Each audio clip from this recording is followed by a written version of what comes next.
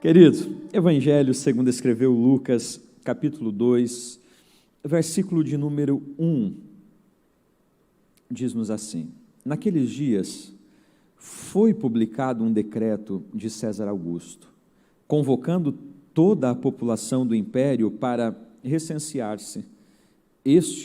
O primeiro recenseamento foi feito quando Quirino era governador da Síria.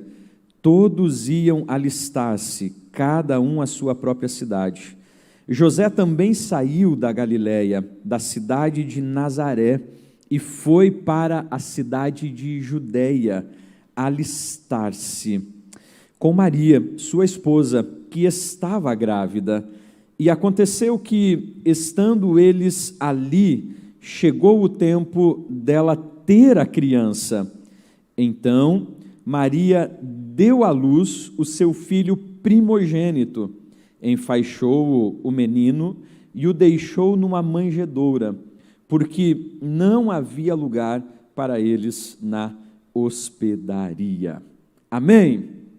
Texto conhecido, não é? Texto conhecido, texto ensinado, texto lido, texto que praticamente é falado todo final de ano pelos nossos pastores, pelas nossas lideranças, nas escolas bíblicas, nos cultos infantis.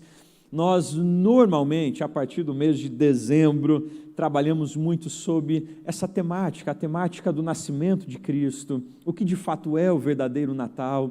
E nós temos essa compreensão de que o nascimento de Cristo é um dos acontecimentos mais importantes da história da humanidade. Ele é tão importante que nós temos a própria divisão entre antes de Cristo e depois de Cristo, quando você realiza a leitura da história do homem. E nós vamos perceber que, de fato, o nascimento de Cristo, ele é carregado de inúmeros significados. Falar sobre o nascimento de Cristo não é falar apenas sobre aquele que nasceu em uma manjedoura na cidade de Belém. Falar sobre o nascimento de Cristo é falar sobre um grande paradoxo para a nossa mente, quando nós procuramos compreender a verdade de um Deus tão infinito que agora torna-se finito. Falar sobre o nascimento de Cristo é falar sobre a realidade, a ótica de um Deus onipotente, que agora torna-se frágil, fragilizado, ao ponto de necessitar dormir após um dia longo de trabalho. Um Deus que até então não sabia ou não conhecia necessidades, mas que agora sente fome, sente sede. Falar sobre o nascimento de Cristo é exatamente falar sobre essa realidade que ao mesmo tempo é tão simples, mas é tão complexa de entendê-la, porque estamos falando acerca do nascimento daquele que foi o Criador de todas as coisas. E eu quero pensar contigo neste tempo que nós temos sobre algumas implicações que o nascimento de Cristo produz no nosso modo de vida. Você já parou para pensar como viveríamos hoje se Cristo ainda não tivesse nascido? Como seria a nossa forma de se relacionar, de viver? Como seria a nossa espiritualidade ou a nossa vida se Cristo ainda não tivesse nascido? Bom, se você não fosse judeu, seria um gentio. Como gentio, seria considerado impuro, desprezado, estaríamos à margem da sociedade, tendo a compreensão pelos judeus de que éramos desprezados e que o Salvador não viria para nós. Bom, mas nós temos a realidade de um Cristo que nasce, e por nascer, algumas implicações nos alcançam de maneira muito direta. E a primeira é exatamente a verdade de que há uma mudança na forma de Deus se revelar ao homem. O nascimento de Cristo, ele traz uma nova proposta de Deus se revelar ao homem. Quando nós realizamos a leitura do Antigo Testamento, nós percebemos que a forma como Deus se revelava ao homem era sempre uma forma, de certa maneira, obscura, truncada. Você tem um Deus que vai se revelar a Abraão, mas faz isto a partir de uma teofania, a partir de anjos. Você tem um Deus que vai falar com Moisés, e é um Deus que se revela a Moisés a partir de uma sarça. Nós vamos percebendo que os processos de Deus se revelar ao homem no Antigo Testamento são processos de sombra, são processos onde não é palpável, onde não é claro, onde não é visível a face, o rosto de Deus ou a sua própria pessoa. Isso é tão claro que há a compreensão de que homem algum poderia ver a face do Senhor e permanecer vivo. Ou seja, Antigo Testamento, nós temos uma revelação de Deus que é obscura aos homens. Você tem um Deus que fala, mas que fala através da sarça. Nós temos um Deus que fala, mas que fala por meio de um anjo na luta com Jacó. Você tem um Deus que fala, que avisa Abraão que ele destruirá Sodoma e Gomorra, mas que faz a partir da imagem de um anjo. Você tem um Deus que fala com Elias na caverna, mas é um Deus que fala a partir de um vento suave que sopra. Todas as revelações de Deus no Antigo Testamento são revelações obscuras. O homem entende, mas não como entenderia a partir da chegada de Cristo. Nós vamos perceber que quando Paulo narra em Gálatas 4:4, quando ele fala sobre a plenitude dos tempos, Paulo aqui está falando sobre o tempo exato, o tempo perfeito, o momento exato em que Cristo vem. Ou seja, no Novo Testamento, nós agora não temos um Deus que fala por meio de uma sarça. Nós não temos mais um Deus que fala através de anjos, mas nós temos um Deus que passa a se revelar ao homem através da vida de Cristo. Nós vamos encontrar o texto de Colossenses 1, Paulo dizendo que o mistério que esteve oculto durante séculos e gerações. Que mistério é esse? Cristo. Agora foi revelado aos seus santos. Ou seja, nós temos a percepção de que o nascimento de Cristo marca uma nova maneira de Deus se revelar ao homem. Até o nascimento de Cristo, Deus se revela de maneira obscura. Agora, em Cristo Jesus, nós temos Deus se revelando ao homem de maneira clara, de maneira visível, de maneira autêntica. O escritor aos Hebreus, ele vai usar uma expressão muito interessante no capítulo 1, quando ele diz que Jesus é a expressão exata de Deus. Olha só que interessante, essa expressão que ele usa, exata, é uma expressão grega chamada sínete, que era atribuída às moedas que circulavam nos impérios, e estas moedas possuíam a imagem ou o rosto do imperador. Então, uma moeda, para ser considerada verdadeira ou autêntica, ela precisava ter a imagem, precisava ter o rosto do imperador da época, e isto se chamava sínete. O escritor aos Hebreus usa exatamente esta expressão, quando ele diz que Jesus é a imagem exata de Deus. Ou seja, Jesus Cristo veio revelar quem Deus é. Jesus veio trazer ao mundo a revelação exata de um Deus que até então não era conhecido de maneira clara. Jesus veio trazer aos homens a realidade da imagem de Deus.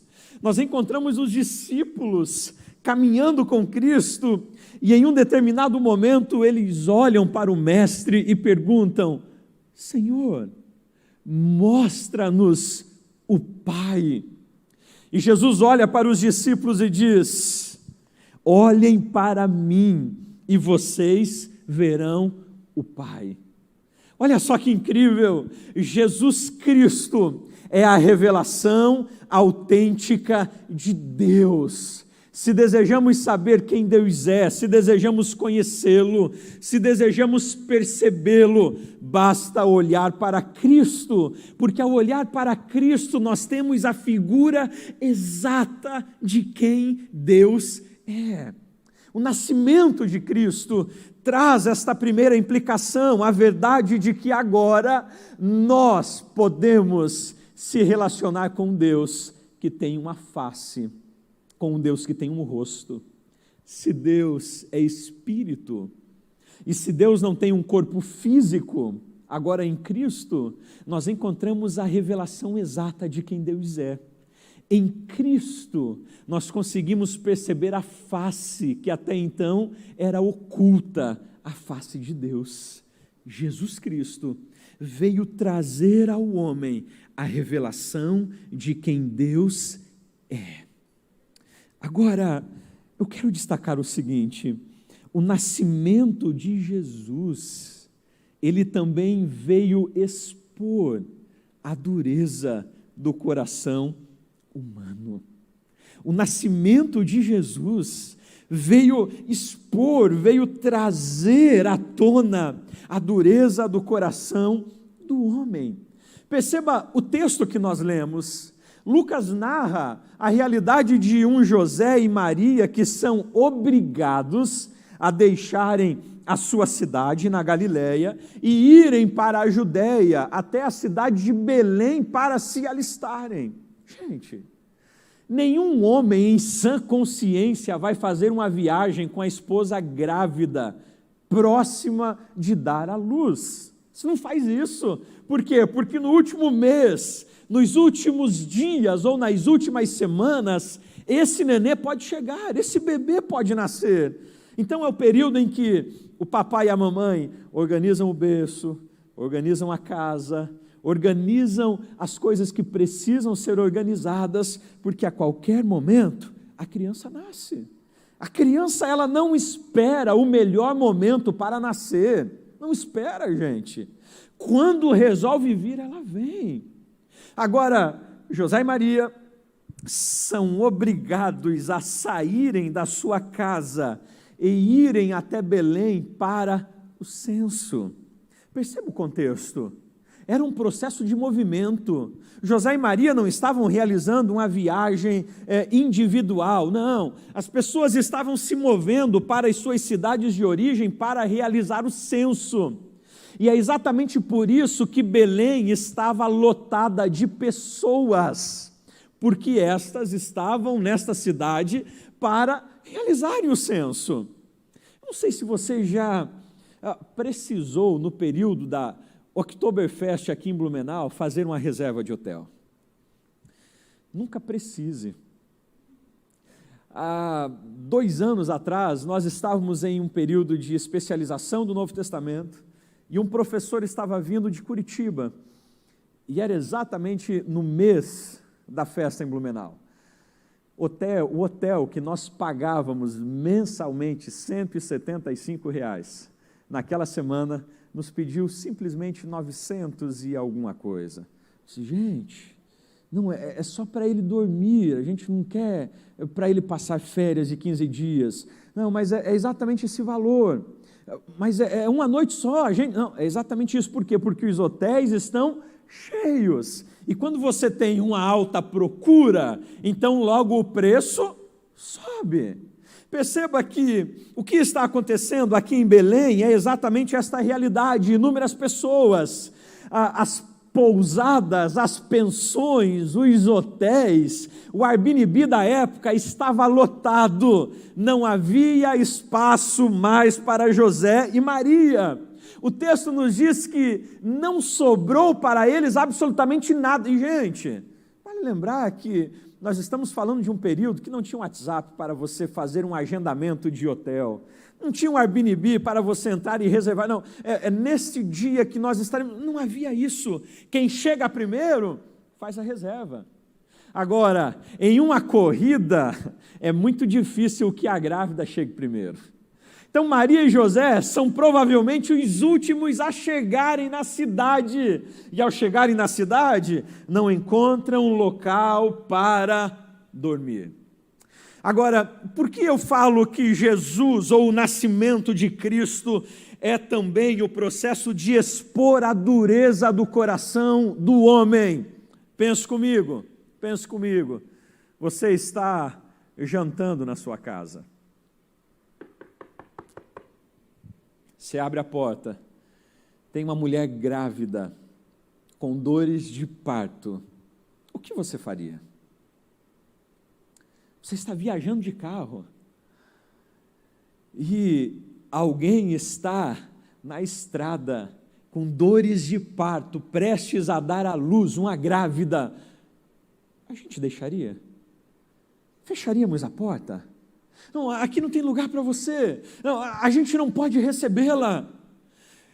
Pense comigo, a dureza do coração destas pessoas era tamanha que não houve neles a sensibilidade de abrirem a porta da casa, de abrirem a porta das pensões, de abrirem a porta dos locais onde recebiam as pessoas para abrigar uma grávida que estava prestes a dar à luz. O nascimento de Cristo traz para nós exatamente esta realidade acerca da dureza do coração humano.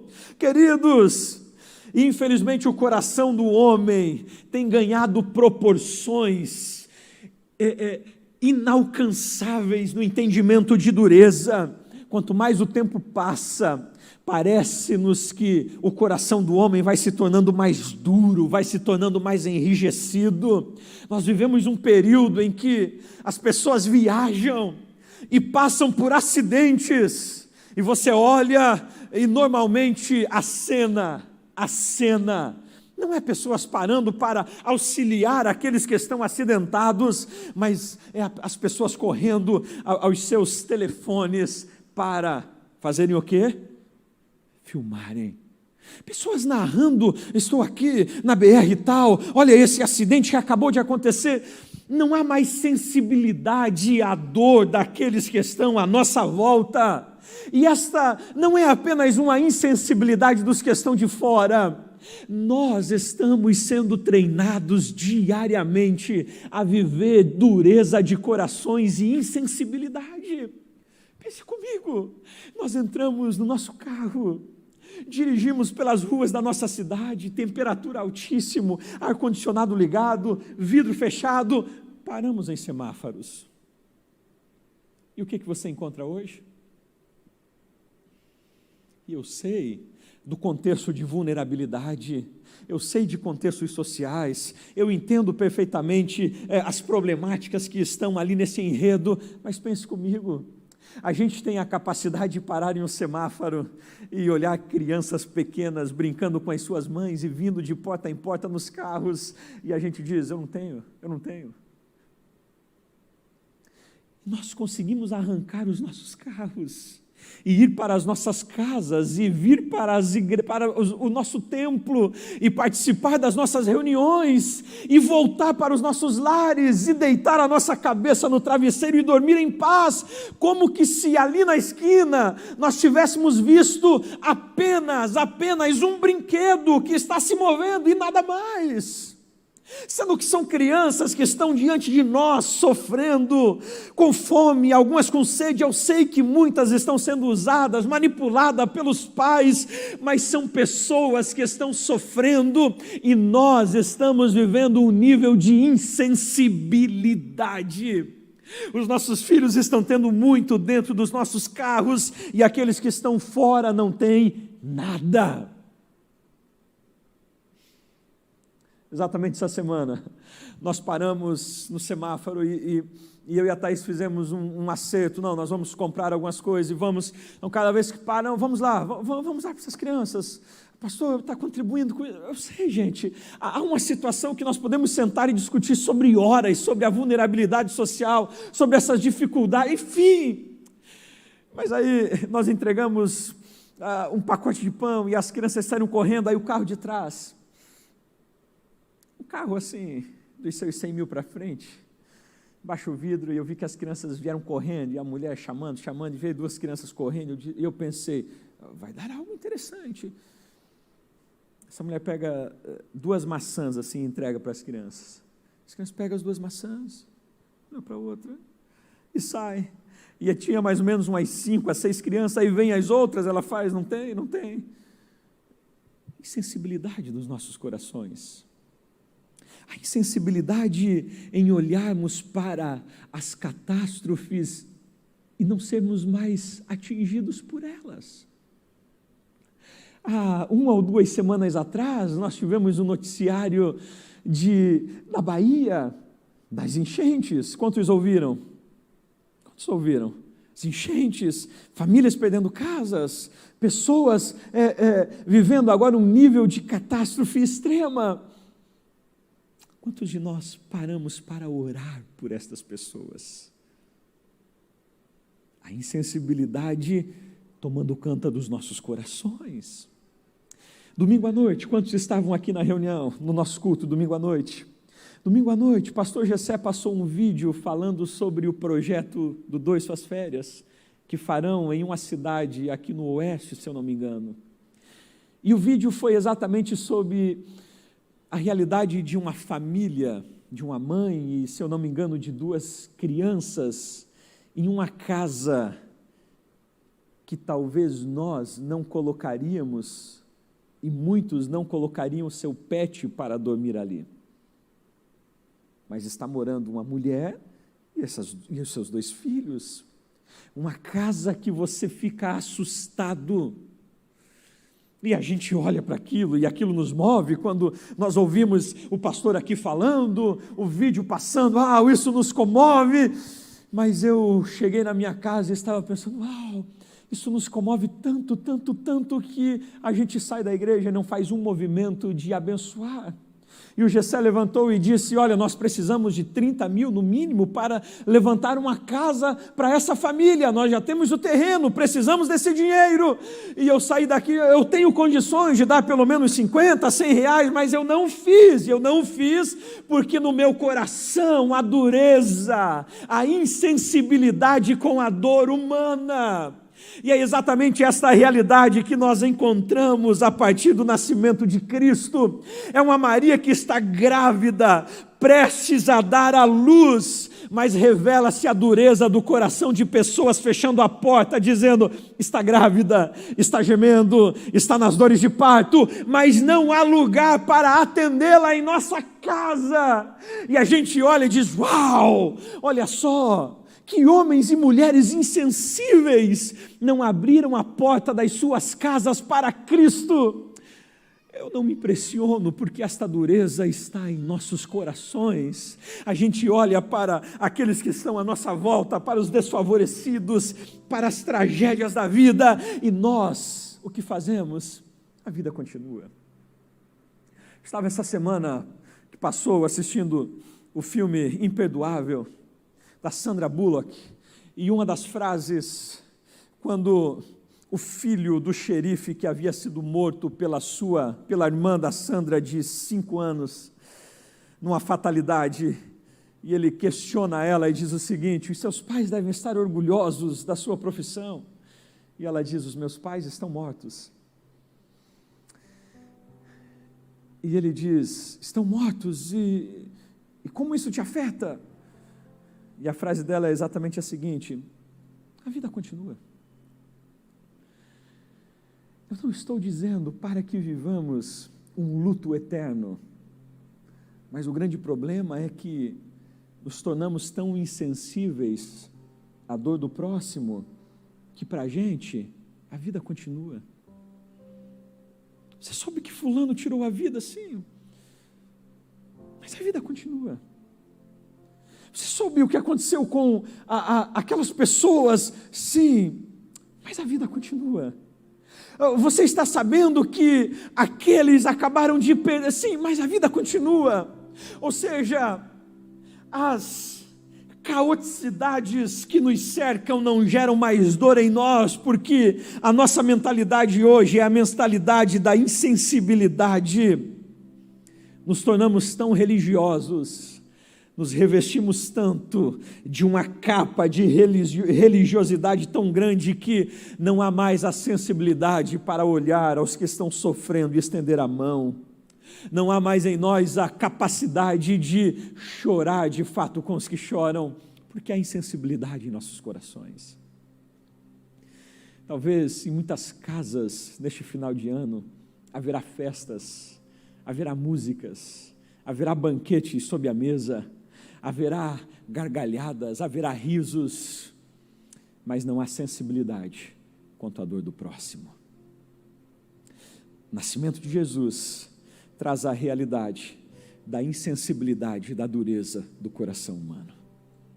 Agora, o nascimento de Cristo, ele também provoca a celebração dos diferentes. O nascimento de Cristo provoca a celebração e a unificação de leigos e cultos.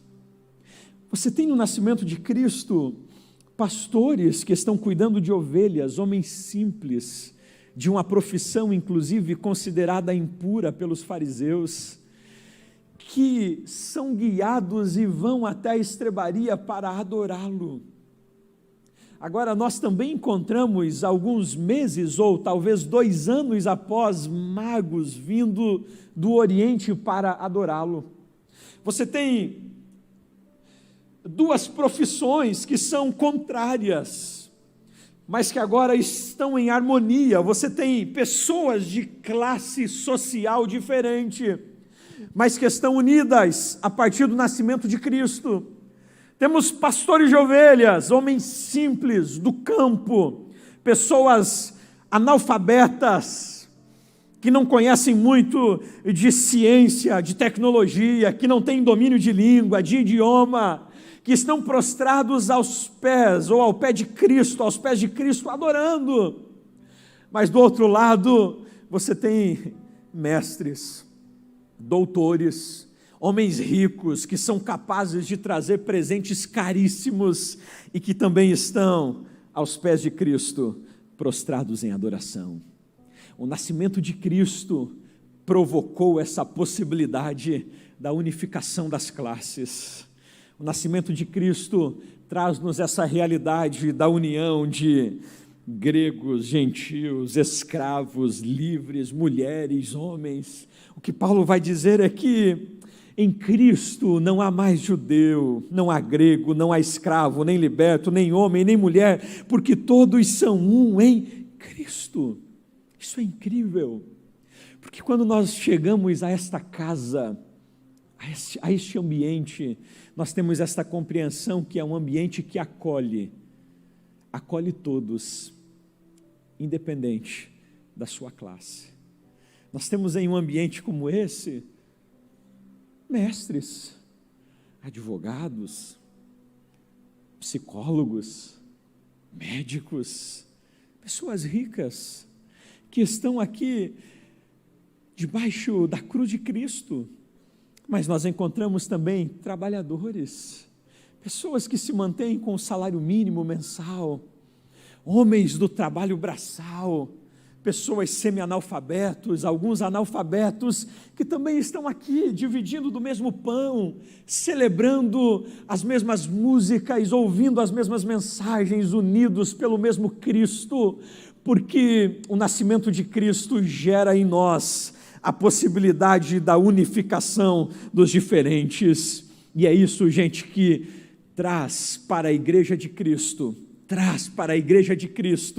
o sentido do que é viver em unidade. Porque se talvez fosse a nós dado a possibilidade da escolha daqueles que aqui estariam, nós escolheríamos aqueles que são semelhantes a nós. pensaríamos em trazer para este ambiente pessoas que pensem como a gente, que falem como a gente, que andem como a gente, que se movam como a gente, porque afinal de contas, nós gostamos de estar próximos daqueles que são iguais a nós. Mas o que Jesus nos propõe é exatamente a ideia do paradoxal, da antítese. Nós nos sentamos aqui com aqueles que não pensam como nós, que não agem como a gente, que diferem de nós em muitas coisas, mas que estamos em unidade, porque no centro está Cristo. O nascimento de Cristo é exatamente a possibilidade da união dos diferentes. Eu celebro a Deus por isso, queridos. Eu celebro ao Senhor por isso, porque aqui nós podemos sentar e estar ao lado de alguém que está muito acima da gente em um nível social, mas aqui está em pé de igualdade, porque estamos na unidade em Cristo. Agora, o nascimento de Cristo, ele gera também uma mudança radical de vida. O nascimento de Cristo gera uma mudança radical de vida. Pense comigo no seguinte: quando um filho chega a casa, a rotina não é mais a mesma. É impossível um casal engravidar, dar à luz a um filho e a rotina da casa permanecer a mesma, porque hábitos precisam ser mudados, a rotina se torna bagunçada, desajustada. Por quê? Porque agora um novo ser chegou a esse ambiente. Então, se esse casal tinha aquela rotina tão bacana, sabe, de chegar às 18 horas em casa, tomava o banho, ia para o cinema, ou vinha para a igreja, da igreja ia para a pizzaria, quando o filho chega em casa, não é, Juan?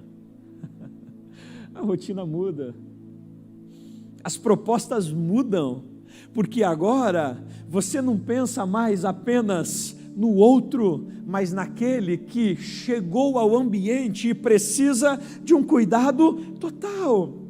A cada filho, e os papais de mais de um filho sabem exatamente o que eu estou falando, a cada filho que chega, as horas de sono diminuem. A cada filho que chega, o dinheiro no banco vai. A cada filho que chega, você percebe que inúmeras outras rotinas precisam ser estabelecidas no ambiente. Você levantar às 6 horas da manhã e dizer, tive uma noite de sono maravilhosa, é dizer, Deus fez um milagre essa noite, porque não é mais comum. Você conseguir passar uma semana toda realizando os seus afazeres na empresa ou os trabalhos domésticos em casa à risca, você pode se contar vitoriosa. As mulheres que naqueles primeiros meses estão em casa e gostam de levantar pela manhã. Então, se você chegar na minha casa, lá na geladeira tem o cronograma do dia. Então a Thaís realiza lá 15 cronogramas. Aí às vezes você chega às 22, 23 horas e todas aqueles checklists estão com ok, mas existem dias que você encontra 1 ou 2 checklists apenas ok. O que aconteceu aqui? Não deu. Um brigou, o outro chorou, o outro reclamou, aí eu tive que pregar para esse, orar por esse, disciplinar esse, colocar na cadeia esse, enfim, você precisa trabalhar na dinâmica dos filhos. Toda casa que recebe um filho pequeno precisa alterar as mudanças, e é exatamente isso que acontece na família de Jesus. Maria e José mudam a dinâmica de vida. Como assim, pastor? Iniciando com o processo de mudança de casa. A gente tem o relato de um anjo que aparece para José e diz, José, o contrato com a imobiliária venceu, pega as coisas e vai para o Egito, porque tem alguém aí querendo matar o menino. 2 anos de idade, José e Maria precisam pegar e a gente lê isso de forma tão natural, não é? Uau, José e Maria pegam umas coisas e descem ao Egito, olha só, que viagem interessante. É como que se você amanhã precisasse se demitir na empresa, pegar as coisas e ir para uma cidade a 800, 700, 600 quilômetros de distância e iniciar a sua vida do zero. Mudanças. Aos 12 anos de idade, José e Maria estão voltando para casa de uma festa, gente. Festividade de Páscoa, estão voltando para casa. E é interessante que a gente vai para as festas com energia, mas quando a festa acaba, você volta arrebentado. José e Maria estão voltando para casa e percebem que Jesus não está na caravana. Precisam voltar a procurá-lo. Perceba que a dinâmica do casal agora é uma dinâmica que está interagindo com aquele que ali está. Todo o movimento de Cristo, já adulto, seu ministério, a sua morte, a sua crucificação, a sua ressurreição, é acompanhado de perto por Maria, sua mãe. Ou seja, toda a dinâmica de vida familiar de José e Maria é alterada, é mudada, é transformada a partir do nascimento de Cristo. E aqui é uma realidade para a gente. A vida de Cristo em nossa vida é uma chamada à mudança de rotinas.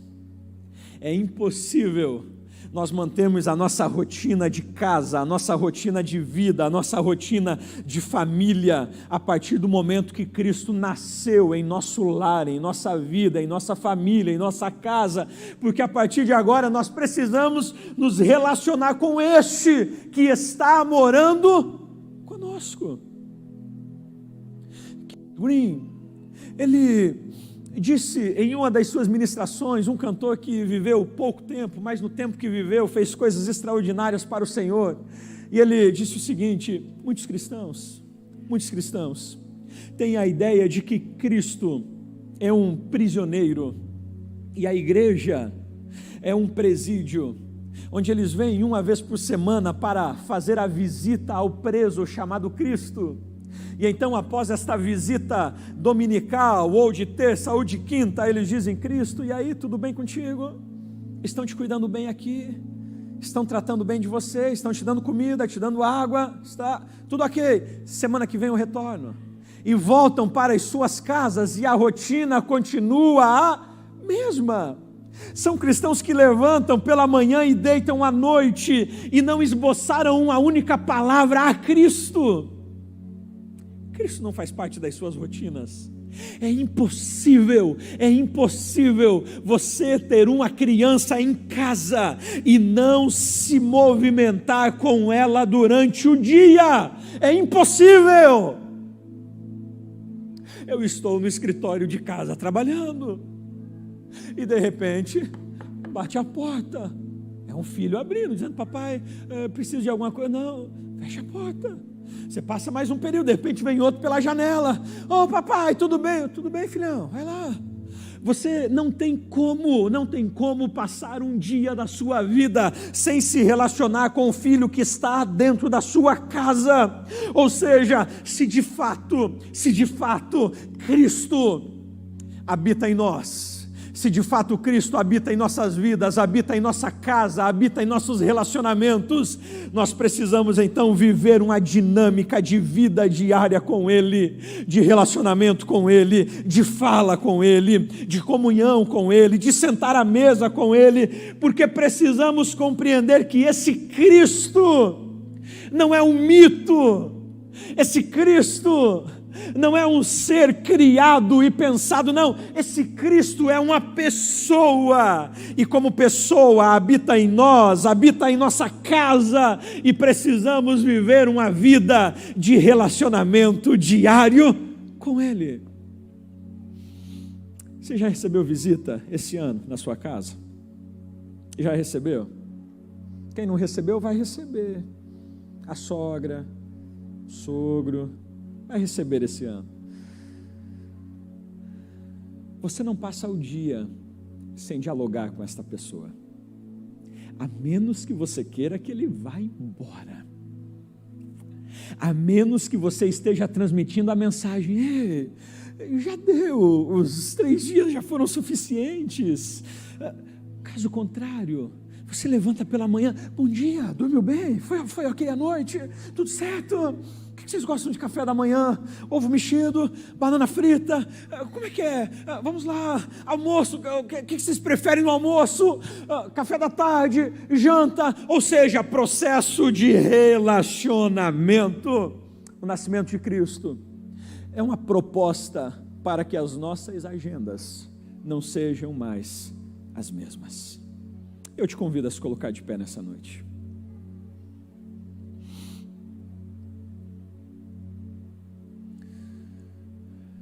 Não podemos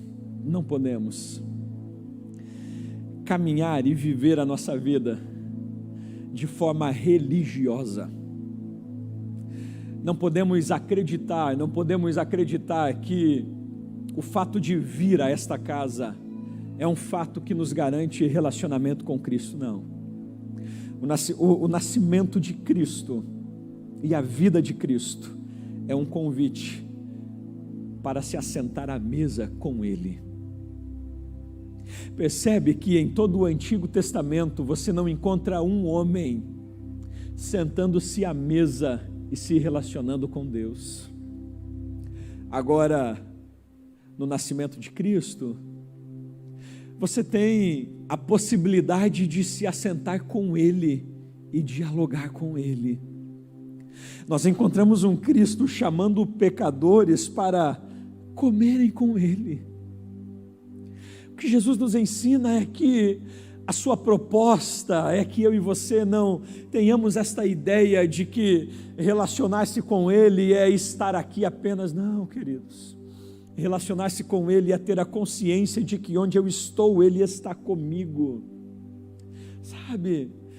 É ter a consciência de que eu não preciso esperar o almoço para dizer: Senhor, obrigado por essa comida que está na mesa. Isso pode não passar de religiosidade. É ter a consciência de que se eu estou no trânsito de carro sozinho, eu posso falar com Ele, porque Ele está comigo ali. É ter a consciência de que quando eu estou caminhando na rua, eu posso estar caminhando e conversando. Sabe aquelas pessoas que você encontra na rua e elas estão conversando sozinhas? Gente, é louco. Não, gente. Nós precisamos adotar os hábitos de dialogar com Cristo, por termos a consciência de que Ele é uma pessoa, e como pessoa Ele dialoga, Ele ouve, Ele fala, Ele se relaciona. Nós não dialogamos com um Cristo morto, nós não dialogamos com um Cristo mudo ou surdo, não, é um Cristo que se relaciona, que fala, que deseja conversar, compartilhar e nos chama para estar à mesa com Ele. Então eu chamo a sua consciência nessa noite, a sair daqui e não caminhar mais pelas vielas da vida em silêncio, mas procurando relacionar-se com o Cristo da manjedoura, com o Cristo da mesa.